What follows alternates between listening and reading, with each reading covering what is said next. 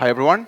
Hope you can hear me. So first of all, thank you all for being here, and thank you all for the organization for accepting my talk this year. I was here last year. I enjoyed it very much, so I applied this year again, and they were kind enough to accept my talk. A very quick thanks and plug to my company who allowed me to be here.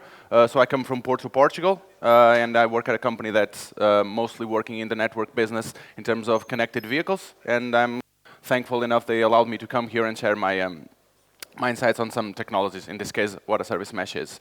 So quick introduction. So I work as a senior cloud engineer at Venium. I'm one of the organizers of the DevOps Porto meetup. I'm also an organizer of the DevOps Portugal conference, so I appreciate the amount of effort the organizers here put in. I used to only do back-end engineering. I'm mostly now doing back-end and infrastructure, so mostly DevOps. I used to be a Mozilla contributor. I do Taekwondo. I also love metal, so Poland has very great bands in metal-wise, so thank you very much. And you can find me at those links. So let's get started. So a quick agenda for today. We'll go into very high level what microservices are and the challenges that they bring. We'll see what a service mesh is, and we'll see an implementation, which is Istio, and what actually Istio can do in terms of all the services, and it can provide for us almost out of the box. So, if you're starting to develop an application, mostly nowadays you will hear about everything needs to be microservices or Kubernetes or all that kind of stuff. So it's like the standard in nowadays, but it's not a silver bullet. So every time we change an architecture or a topology or whatever that is, it comes with its own set of challenges that we have to tackle. So most of you probably seen something like this. So you used to have like monolithic applications where everything is self-contained. It works with the database, receives requests, and now what we are doing is that we are splitting this big ball of mud into several microservices. So the idea is that each microservice will handle its own very small piece of the whole architecture, but it comes with its own set of challenges. So the idea is that microservices will be highly maintainable, they will be loosely coupled, they will be independently deployable, they will be organized around a very defined set of business capabilities, and a whole team can actually own it. But the thing is, it comes with its set of challenges. Now, you don't have a monolithic application where everything works by itself, so you have to discover those services. How do you do that? You have to load balance between them. You need to be fault tolerant, so one service can be down. You don't want to hammer your whole application. You might need something like the distributed tracing, so now you have possibly dozens and dozens of services. Where the hell went your request? So it went through 10 services. What's the slowest one? Where it is?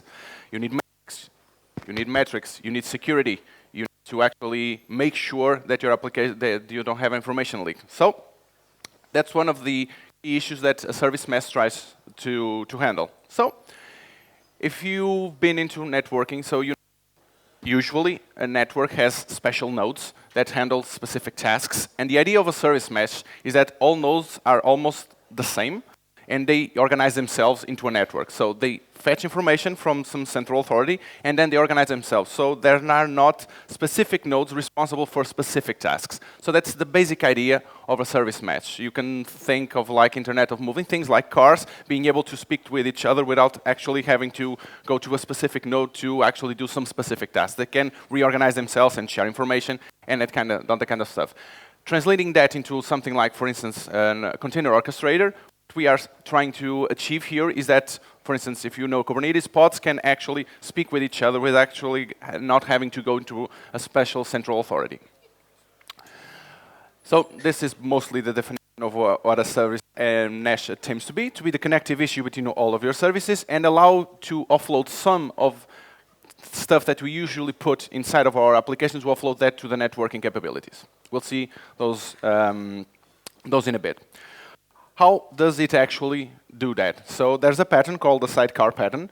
And what it does, basically, your service always has a sidecar where you will offload a bunch of capabilities, saying timeouts, retries, gathering metrics, that will be offloaded to your sidecar. And it will also work as a service proxy. What that means is that all of your traffic will go through that sidecar, and that will be handled there. So very generally, the idea of a service mesh will be more or less like this. We'll see how Istio fits into this in a bit. So there will be something called a control plane, where there will be like the central authority of stuff, where certificates will be issued, network information will be provided, and then your instances will be able. This part. Yeah. So and your instance will be able to fetch information from here and organize themselves and speak with each other. So what is Istio? So Istio basically is its implementation of what we've seen before.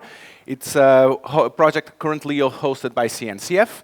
I don't know if, or not. No, Linkerd is hosted by CNCF. Istio is not. But Istio is supported by companies like Google, Red Hat, IBM. So there's a lot of people working on this.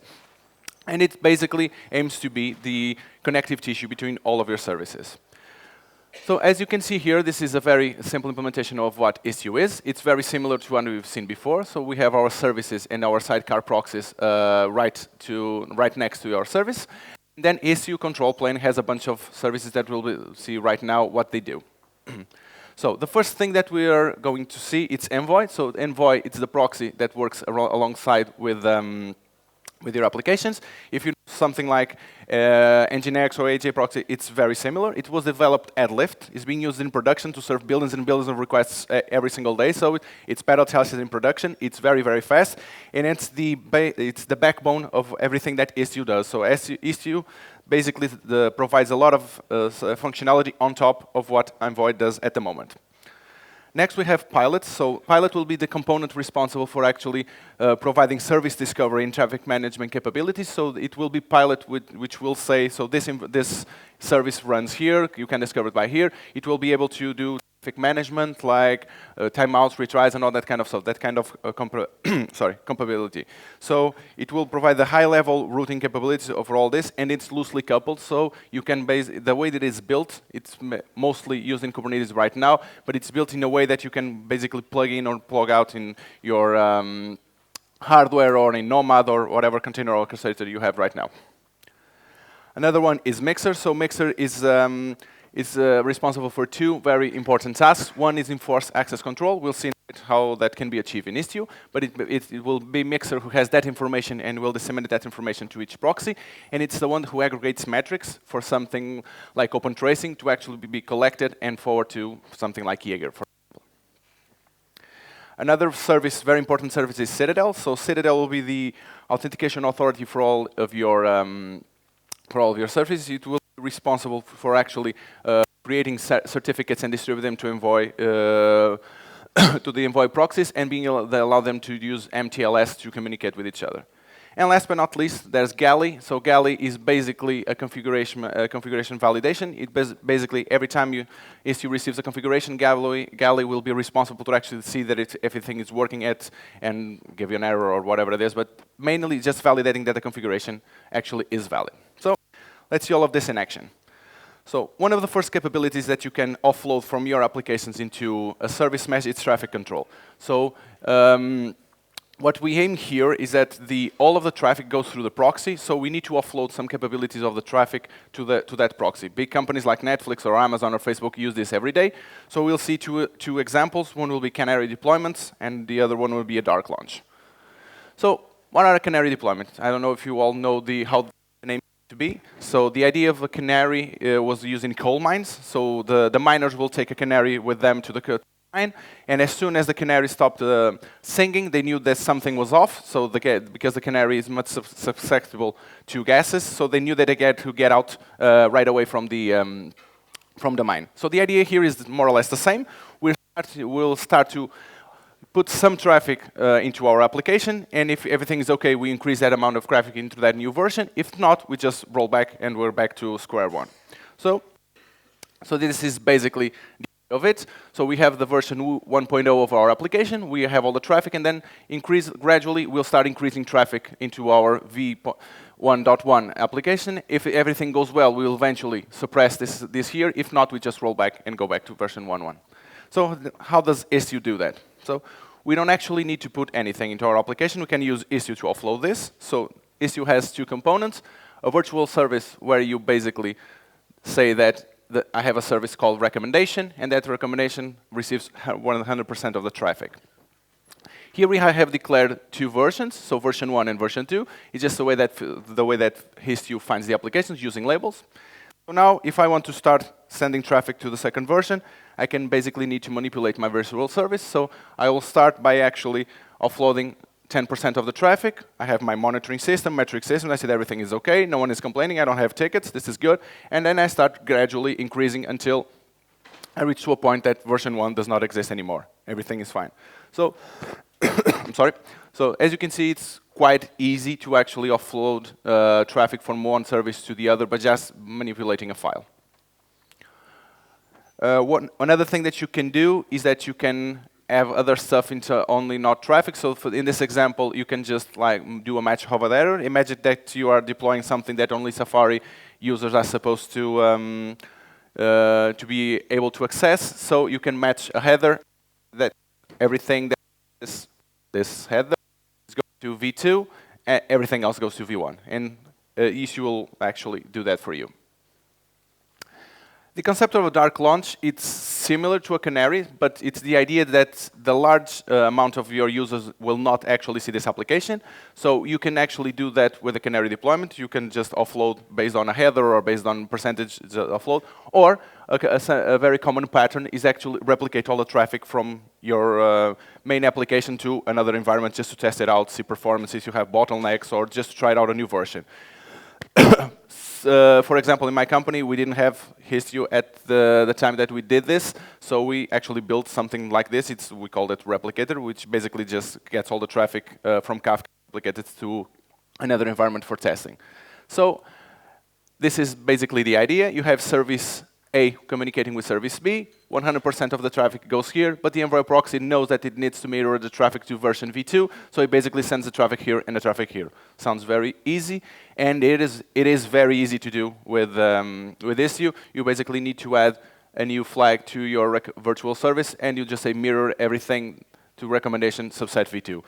I have to put a note here, so this is very easy to do with Istio, but it comes with its own challenges. You can't just replicate all your traffic to another service, for instance, that's using the same database, or else you'll have, for instance, you are replicating, I don't know, a bank account, and you are updating it twice. So there's literature on how to do this properly, but the idea here is just to see how easy it is to actually just forward new traffic to another service. Last but not least, in terms of traffic control, so by default, Istio blocks all of the traffic to outside of your network. So it's almost like a self-contained network. And the idea is here, this can be encrypted or encrypted. So this is just an example. And the idea is that you will need to allow actually the network traffic to go out. This is very useful in terms of security because you are blocking by default. So if you are attacked and someone is trying to offload information from your application, from your container out, it will not be able to. So you will have to create a service center and say, in this example, that I can connect to worklock.api port 80 and send information there. If I didn't have this, I wouldn't be allowed to.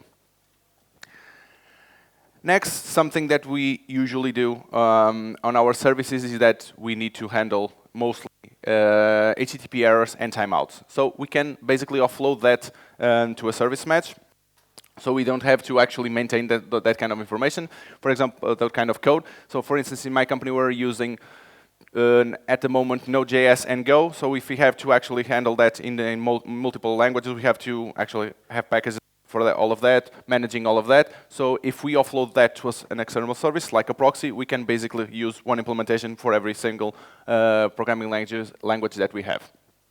So the first thing that it provides load balancing. This is very common in cloud applications. The idea is that we have a load balancer, and Istio provides three kinds of load balancing. Random, it will be round robin, I think. It provides an implementation of a weighted load balancing, where you can provide weights and say the application, the nodes, blah, blah, blah, have more weight than others. And it provides another one, which is least request. So it will only send requests to the node that has least requests on top of it. So it's easier to handle. So this is the first one. Next, it can handle timeouts. So we're just saying that each request for a recommendation will have a timeout of 1 second. And after that, the proxy will basically just kill the request. Last but not least, we'll have retries. It can also handle retries. So here we'll sending requests to the recommendation service, and we'll say that if something fails, it will retry for us the request 3 times, and we'll give a timeout of 2 seconds between each of them. So we don't actually need to handle this kind of problem. So this is very convenient. It's generic, so we can basically use this out of the box, and it basically in the same virtual service that we can just need to add this kind of information. A very common pattern in the service resilience is the concept of a circuit breaker. So this comes from electronics. You all have electronics board at home that have fuses. So what happens is that if certain conditions are met, for instance, a spike in electricity, the circuit breaks and nothing else breaks. So the idea here is that if we specify a certain amount of conditions, we say, okay, we don't want any more information to actually go into the recommendation service, or even a subset of the recommendation service. So maybe it's overloaded, maybe it's crashing, so we don't want to trickle down those kinds of errors. So how can we do that? As you can see here, we're still playing with the same file, so it's always the same thing, the virtual service and the destination rule. So at this point here, we have 2 versions. We have version 1 and version 2, and each of them will receive 50% of the traffic. We also have the retries, so we're saying that we want 3 attempts and we want 4 seconds between each retry. And then at this side, we're basically defining how our circuit breaker will work. So what we're saying here is that we only want 1 request to be sent to the V2, and we want only 1 request maximum that is waiting. If there are more requests going there, we just don't want to send anymore. So we're basically sending handle 1, have 1 waiting, and I don't want anything else to come in here. Maybe you're just trying a small percentage of your applications, whatever that is, you can handle this. What we are saying is that if this triggers, I will stop sending requests for 2 minutes, and then start again. And this is mostly how Istio handles the circuit breaking.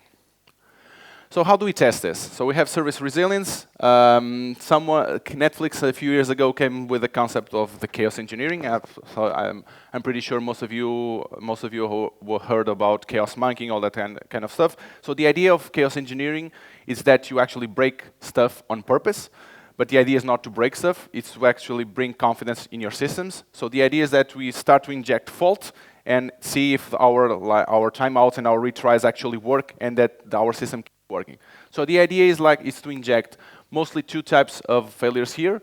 The first one is errors. So in this example, still with a virtual service, we're basically saying here I'm saying that 50%, maybe this is a little bit exaggerated, but 50% of the request will give an error, and we'll see how our application actually handles that, if we can deal with failure or not. And probably worse than HTTP errors are delays, where we don't actually know if it's failing, if it is slow, if we're actually will have something, so we can test our timeouts. And here in this example, I'm saying that 50% of my requests will have a 7-second delay on top of whatever the application it is. So this is a fairly easy way to actually inject failure within our system. It's on purpose, so we can roll back anytime we want, but we can actually test if the system comes into load, and if there are errors or whatever that is, we can test that everything keeps working. You can use this in production. Netflix does this very popularly, but yeah, do it at your own concern. Next. In the last few years, something like open tracing has been starting to get very popular. So the idea is that you have, especially with microservices, you need to know what's happening. You need monitoring. You need to know where your requests are going in. So there was created a standard called open tracing. This one is hosted by CNCF, and it has it has the concept of the span, which has 2 main topics. Each span will be composed by an operation name, I don't know, HTTP request for service, whatever, and then a start timestamp or either a finish timestamp or a duration. The idea is that each time a request hits some kind of method, you are going to measure the amount, have a name and the amount of time it took. And because you are using a standard, and Istio speaks with the standard, you can actually start to see stuff like this. So this is an example of Jaeger. Jaeger was developed by Uber, and it was open source, but there are other platforms. So here the idea is that I have a request for our customer service, and I know that it's taking up 24 milliseconds, but I need to know where this is going, and then I want to drill down. So basically, I'm seeing that the customer request comes here, and then what are all the services that it touches down, and how long do they take. It's not advisable that you do this for 100% of your requests.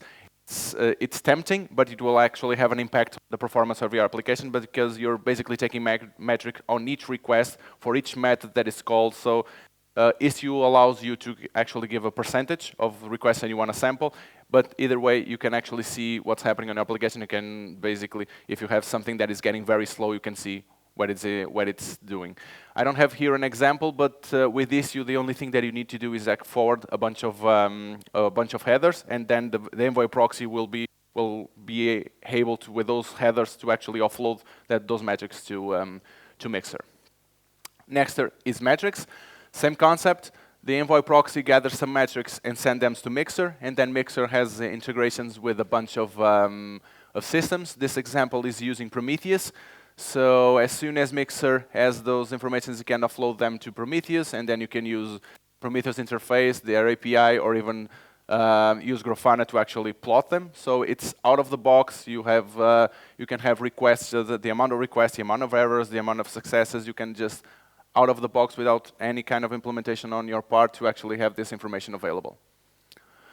And the last one that I wanted to show you, I think this is a little bit outdated, but is the concept of a service graph. So you need to, this gives a little bit of a trouble to set up, but the idea is that was developed by Red Hat, if I'm not mistaken, which is Kiali. So Kiali will be updating, as soon as we are doing deploys, it will actually find out what services are deployed and where traffic is going. So the idea is that you have a visual representation of all of your network. So in this example, I receive a request from somewhere, customer version 1 receives the information, then there's the preference service, and now I already have 2 services here. So the idea is that I don't need to update my service graph every time I do it. This does it for us, and you can actually have a representation of our services, and this comes quite handy. We know the network topology of our services. We only have 3, so we more or less can have this in our head. When we start to have dozens and dozens of services, this comes in very handy. And last but not least, a very popular topic nowadays is security. So Istio is also responsible to actually handling some of the security. We'll see how OK can do this. The first example is using mutual TLS. So Istio will be able to actually create certificates and distribute them between our services. But you need to actually enable the service, but as you can see, it's quite simple to actually set up, and Istio will be responsible for delivering those certificates to the Envoy proxies and make them communicate with each other.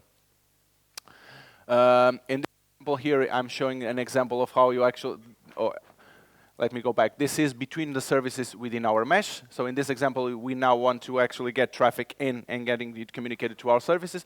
So we are using the concept of an ingress gateway. So people here that are used to work with Kubernetes know what an ingress gateway is. It's the way that you get traffic inside your cluster. So this is the same concept. Basically, this is the way that you get traffic from the outside world into your service mesh. Next, this service access control. So the idea is that you can actually block services from speaking to each other. So in this example, let's say I only want customer service to speak with preference and preference to speak with recommendation, but I don't want the customer service want to speak with the recommendation service. So I create a rule, and I just say if I have a request that comes and the customer service want to speak with the recommendation, I just block it. So it's very handy if you have a vulnerability, for instance, in your customer services, it will try to do something with the recommendation, and it will block it by default. And this is basically what you need to actually enforce these kinds of policies. And last, we'll have RBAC, which stands for Role-Based Access Control, something like Kubernetes also has, but you can do that on a service level. And you're basically just saying what services can do to each other. They can communicate, but they can only do GET requests or POST requests or whatever that is. So I can even go fine grain instead of not only saying that the customer service can speak with a recommendation, but I can also specify what kind of operations it can do on those services.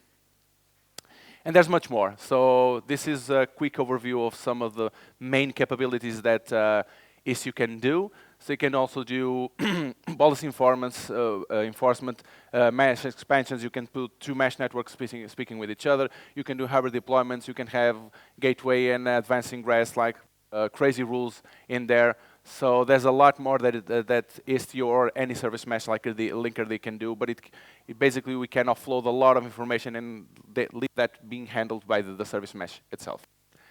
And that's mostly it. So